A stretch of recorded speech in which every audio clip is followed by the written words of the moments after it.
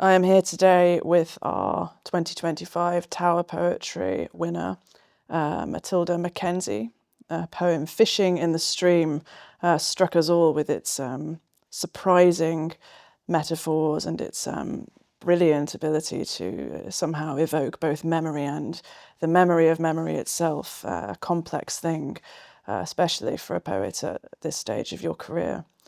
I wonder if you could tell me a little bit to start off with about the origin, the roots, perhaps, of this poem, how it came to be written.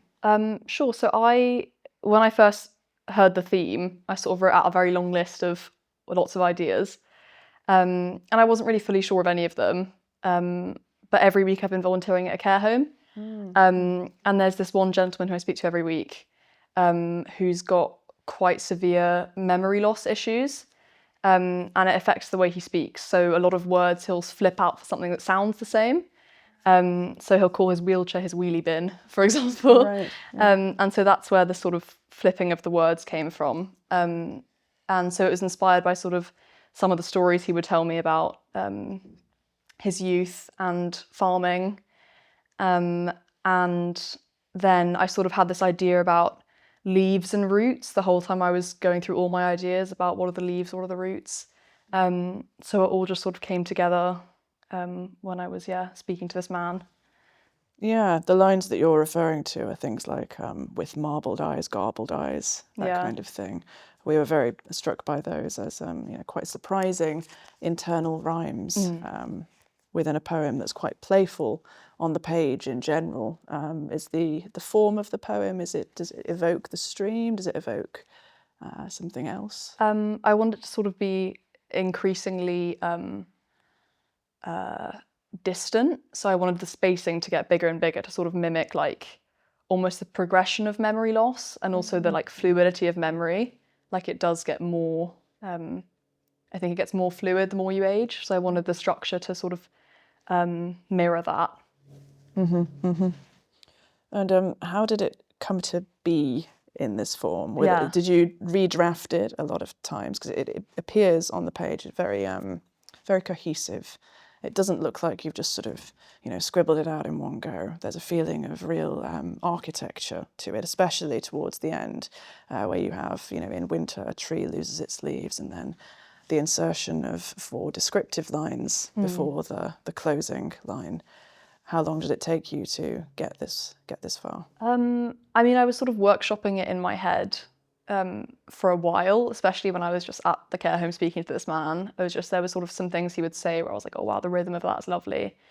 And so I guess in that context, I was workshopping it for like weeks and weeks. And I wrote a first draft down, which was actually very similar to the one I submitted, but I had dashes between the sort of internal rhymes.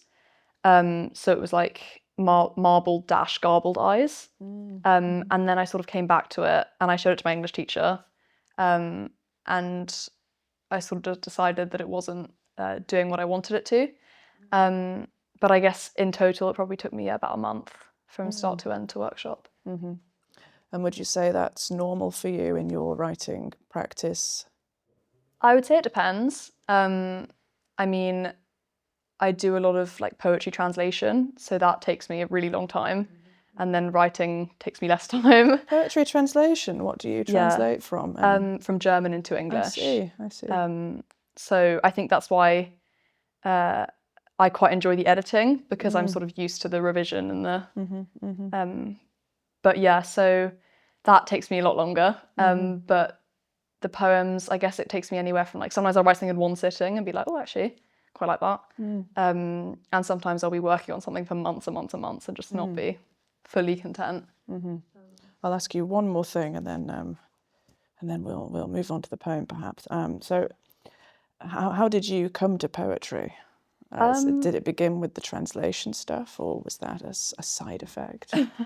I guess when I was really young, I've always loved writing. When I was like 11, I was writing stuff off and sending it to anthologies and stuff. And then as I got older, I sort of stopped for a long time, just because I think I got busier. And I guess I think for school, I just felt like writing was an obligation. And then when I was about 14, I was like, oh, I actually think, it's time for me to get back into this again. And so I came back to short story writing. And then about a year later, I started, writing poetry again. And I think the translation was a side effect of that, really.